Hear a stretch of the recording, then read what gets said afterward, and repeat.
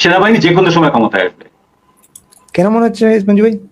বাংলাদেশের সেনাবাহিনী ক্ষমতায় আসা বা বাংলাদেশের সেনাবাহিনী নাক না গলানো ছাড়া বাংলাদেশের কোনো ক্ষমতার পট পরিবর্তন আজ পর্যন্ত হয়নি, হবে না। ক্ষমতা দখল করার জন্য বাংলাদেশের শাসন ব্যবস্থা এখন সবচেয়ে নাজুক। সেনাবাহিনী তখনই ক্ষমতা দখল করে যখন বেসরকারি বা আপনার গণতান্ত্রিক সরকার দুর্বল এবং ভঙ্গুর হয়। এই যে দুর্বল সরকার, যে সরকারের নিজের কোনো স্ট্যাবিলিটি নেই, সেই সরকার হচ্ছে সেনাবাহিনীর পক্ষে ক্ষমতা দখল করার জন্য মহেন্দ্র খন। কিন্তু সেনাবাহিনীর প্রসঙ্গটা তুলছিলেন ফরিদ, সেনাবাহিনী তো 6 তারিখের পরে শুনছিলাম আর থাকবে না, এখনো তো দেখা যাচ্ছে নাকি মঞ্জু ভাই? সেনাবাহিনী সেনাবাহিনী এখানে কতগুলো চাল চেলেছে। এখানেও ক্রাইটেরিয়া লাগে। হ্যাঁ, এখানেও ক্রাইটেরিয়া আছে। সেটি হলো যে সেনাবাহিনী থাকবে না, এটি হলো সেনাবাহিনীর বক্তব্য, এটি কিন্তু সরকারের বক্তব্য না। এখন সেনাবাহিনী বলবে আমরা থাকবো না বলেছি, কিন্তু সরকার তো আমাদেরকে অনুমতি দেয়নি চলে আসার। সেজন্য সরকার পরিচালনার সুবাদে, সরকার সুষ্ঠুভাবে পরিচালনা করার কারণে জন্য আমাদেরকে আরো কিছুদিন থাকতে হচ্ছে দেশ ও জাতির সেবা করার জন্য। এইরকম লম্বা একটা লেকচার ছেড়ে তারা থেকে যাবে। কারণটা হলো কি যে সেনাবাহিনীকে আপনি বিএনপি এক পয়সা দিয়ে বিশ্বাস করে না, সত্যি কথা হলো এটা। বিএনপি সেনাবাহিনীকে বিশ্বাস করে না, সেই কারণে সেনাবাহিনীকে পাশের ঘরে থাকতে দেবে না, তার ঘরের মধ্যেই রাখবে, চোখের সামনে। যে ষড়যন্ত্র যা করার আমার সামনে কর, আমি দেখতে চাই। তুই পাশের ঘরে বসে ষড়যন্ত্র করে দেয়ালটা একসময় নাই করে দিবি, এই বিশ্বাস আমি তোর উপর রাখতে পারি না। তো সুতরাং সেনাবাহিনীকে যেমন বিএনপি বিশ্বাস করে না, সেনাবাহিনীও বিএনপিকে বিশ্বাস করে না। এই দুটো দল পরস্পরকে অবিশ্বাস করে এই পরস্পরের ক্ষমতার যে আপনার যে ইঁদুর দৌড়, সেই ইঁদুর দৌড়ের মধ্যে দুজনকে টিকিয়ে রেখেছে। সেনাবাহিনী মনে করছে যে তারা সরকারকে টিকিয়ে রেখেছে, সরকার মনে করছে যে তারা সেনাবাহিনীকে বিতর্কিত হওয়ার হাত থেকে বাঁচিয়ে রেখেছে। সেটা কি সেনাবাহিনীর যে ভাবমূর্তি নষ্ট হয়েছে সেটাকে সরকার বাঁচিয়ে রেখেছে এই অবস্থায় রেখে। তারা দুজনকে পরিপূরক হয়ে বেঁচে আসে। সেনাবাহিনী তো ইউনুসেরও পরিপূরক ছিল, এখন তারেকের পরিপূরক। সেনাবাহিনী এককভাবে দাঁড়িয়ে ওঠার মতন কোনো বৃক্ষ এখন আর না। সেনাবাহিনী এখন লাউ গাছ কিংবা কুমড়া গাছের মতো, তার একটা মাচা লাগবে, তার অন্য একটা গাছ লাগবে, সেই গাছ পেঁচিয়ে পেঁচিয়ে এসে উঠবে। এটা আমাদের ট্রাজেডি, আমাদের জাতীয় ট্রাজেডি, যে আমাদের জাতীয় সেনাবাহিনী তারা একটি দলের অনুগত হয়ে যাচ্ছে এবং ইউনুসের মতো একটা অপগণ্ড, সেই অপগণ্ডের আন্ডারে তাকে থাকতে হয়েছে 2 বছর। এবং এখন তারেক রহমানের মতো একটা ব্যক্তি, যাকে সেনাবাহিনী এক সময় কি করেছে সেটা আমরা আর বলতে চাচ্ছি না, সেই ব্যক্তির অনুগত হয়ে সেনাবাহিনীকে থাকতে হচ্ছে। এটা একটা দুঃখজনক। এটা যাদের জন্য হচ্ছে তারা নিজের ক্ষমতার জন্যই তারা সেনাবাহিনীকে এই বিতর্কিত জায়গায় নিয়ে এসেছে। তার মানে সেনাবাহিনী নিজেদের ভাবমূর্তি নিজেরাই আসলে দুর্বল করে ফেললো। ডেফিনেটলি দুর্বল করেছে, এবং এটা খোদ সেনাপ্রধান স্বীকার করেছেন যে সেনাবাহিনী যত বেশি দিন ব্যারাকের বাইরে থাকবে তত বেশি করে তারা বিতর্কে জড়াবে, তত বেশি করে তারা তাদের যে প্রফেশনালিজমকে নষ্ট করবে, তত বেশি করে তারা তাদের আসল যে কাজ দেশ রক্ষা সেইটা ব্যাঘাত ঘটবে, নিজে স্বীকার করেছেন। খুবই পরিষ্কার। মঞ্জু ভাইয়ের কাছে একজন একটা প্রশ্ন করছেন, প্রশ্নটা ছিল এরকম যে মঞ্জু ভাইয়ের কাছে আমার একটা হ্যাপি বোর্ড গেম লিখছেন। মঞ্জু ভাইয়ের কাছে আমার একটা প্রশ্ন, সবকিছুই মানি আওয়ামী লীগ আসবে এবং আওয়ামী লীগ ক্ষমতায় যাবে, কিন্তু বর্তমানে দেশের যে মেসাকার অবস্থা, এর থেকে ওঠার উপায় কি আওয়ামী লীগ বের করতে পারবে? এর একমাত্র সঠিক উত্তর হচ্ছে না। আপনি একটা ডিজাস্টার ঘটে যাওয়ার পরে আপনি সেইটাকে মেরামত করতে পারেন, সেইটা মেরামত করার পরে সেটা দিয়ে টাকা কাজ চলবে, কিন্তু আপনাকে নতুন করে যদি চালাতে হয় সেটাকে নতুন করে পয়দা করতে হবে, নতুন সমস্ত কিছু তৈরি করতে হবে, প্লাস এই যে ভাঙাচোরা জিনিসটা এটাকে আপনাকে মেরামত করে যতদিন চলে।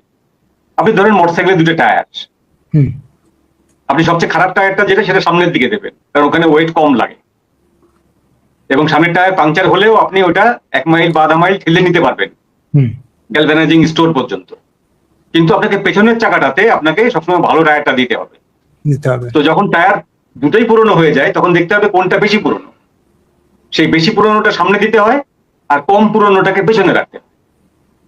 এখন আওয়ামী লীগ যদি ক্ষমতায় আসে বা অন্য যে কেউ ফেরেস্তা যদি ক্ষমতায় আসে, 33 জন বা 330 জন ফেরেস্তা বাংলাদেশের ক্ষমতায় এসে গেল, সেই ফেরেস্তা ক্ষমতায় আসলেও এই যে অর্থনৈতিক যে ডামাডোল চলছে, বাংলাদেশের যে পাইনটা মারা হয়ে গেছে, শিক্ষা, সংস্কৃতি, অর্থনীতি, বৈদেশিক বাণিজ্য, শিল্প কারখানা টোটালি যে ডিজাস্টার ঘটে গেছে, এইটার থেকে উত্তরণ সহজ না।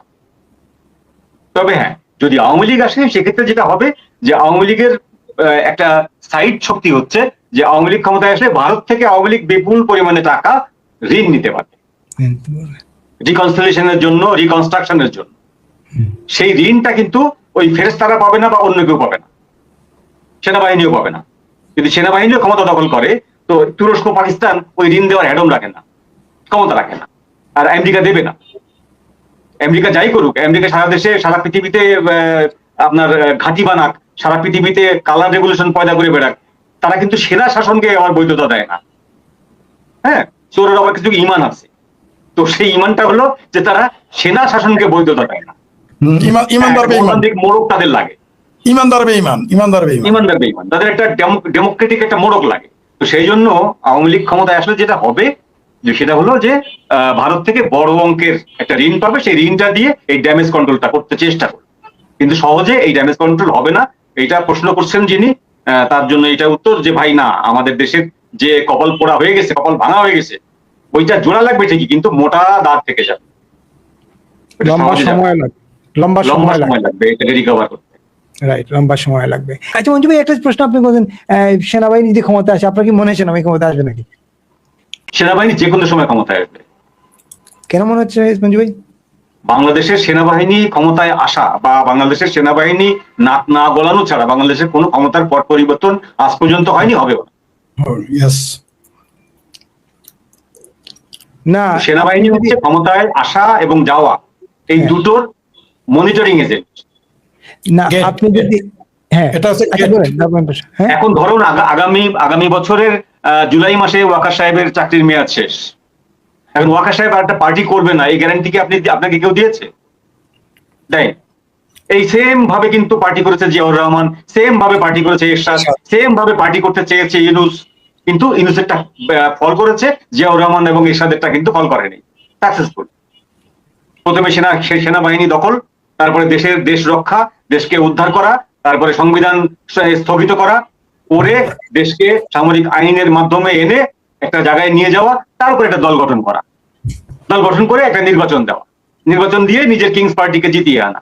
এই যে মেথড, এই মেথড তো বাংলাদেশে অ্যাপ্লাই হয়েছে বেশ কয়েকবার। তো এখনো যে হবে না এই মর্মে কেউ কিন্তু আপনাকে কোনো গ্যারান্টি দেয় নাই। না, যত বেশি সেনা শাসকরা বলবে যে আমাদের কোনো অভিলাষ নাই, ততই সন্দেহ বেশি হবে, ততই আপনাকে সন্দেহ করতে হবে যে অভিলাষ না থাকলে অভিলাষ শব্দটা উচ্চারণ কেন হচ্ছে, কেন না। ঠিক, আপনার অভিলাষ আছে কি না আছে টের পাওয়া যাবে আপনার এই 26শে জুলাইয়ের পরে, এই 27শে জুলাইতে। না তাহলে আমার প্রশ্নটা হচ্ছে যে তা উনার তো ম্যাচ শেষ, উনি তো রাষ্ট্র ক্ষমতায় না, কিন্তু দেশটা একটা নির্বাচিত, যে প্রকারে নির্বাচন হোক একটা সরকার তো চালাচ্ছে। তাইলে এই জিয়াউর রহমান কিংবা সামরিক জেনারেল এরশাদ, দুইজনই তো সামরিক শাসক, দুইজনই তো ক্ষমতা দখল করে অ্যাডমিনিস্ট্রেটিভ পাওয়ারটা তাদের হাতে ছিল বলেই তারা করছেন।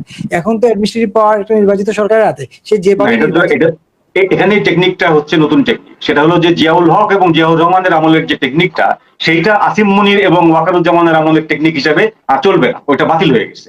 এখনকার টেকনিক হচ্ছে সেনাবাহিনীকে অংশীদারিত্ব দিতে হবে। আপনি যদি অংশীদারিত্ব দেন শাসন ক্ষমতায়, তাহলে কিন্তু তারা ক্ষমতা দখল করবেন। যদি আপনি অংশীদারিত্ব না দেন, এই যাদের 55টি বা 53টি বা 52টি তাদের ব্যবসা প্রতিষ্ঠান আছে সেনাবাহিনীর, হ্যাঁ, আপনি যদি এই ব্যবসাটা তাদের করতে না দেন, আপনি যদি জাতিসংঘের ব্যবসাটা করতে না দেন, আপনি যদি তাদেরকে বিদেশে ট্রেনিং এর জন্য না পাঠান, তাদেরকে যে পারচেজ কমিটিতে না রাখেন, অর্থাৎ এই যে তারা যে থাকতে চায় দেশ পরিচালনায়, যেভাবে আসিম মুনির সাহেব আছে পাকিস্তানে, তাই না? আসিম মুনির সাহেব কিন্তু যে কোনো সময় আপনার এই যে আপনার এই পাকিস্তানের প্রধানমন্ত্রীকে ডেকে এনে বলবে যে পদত্যাগ করেন। পাকিস্তানের প্রধানমন্ত্রী হাসতে হাসতে পদত্যাগ করবে, সেই ক্ষমতা তো সে নিয়ে নিছে, তাই না? নিয়ে নিচ্ছে। এখন সে কেন করাচ্ছে না? কারণ তার যে প্রাপ্যটা সেটা ক্ষমতা দখল না করেই সে পাচ্ছে। তাকে দাওয়াত দিচ্ছে কে? President Trump. সে কিন্তু প্রধানমন্ত্রীকে দাওয়াত দিচ্ছে না, ডিনারের দাওয়াত দিচ্ছে, লাঞ্চের দাওয়াত দিচ্ছে আসিম মুনিরকে। এবং তুরস্কের ইরানের সঙ্গে আমেরিকার এবং ইসরায়েলের যে শান্তি চুক্তি হচ্ছে, এটা মনিটরিং করছে কে? আসিম মুনির, শাহবাজ শরীফ না।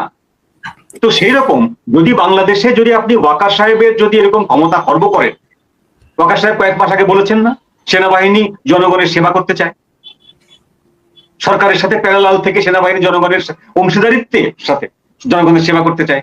তো সেই অংশীদারিত্ব যদি আপনি না দেন তাহলে ক্ষমতা দখল করবে, এবং ক্ষমতা দখল করার জন্য বাংলাদেশের শাসন ব্যবস্থা এখন সবচেয়ে নাজুক।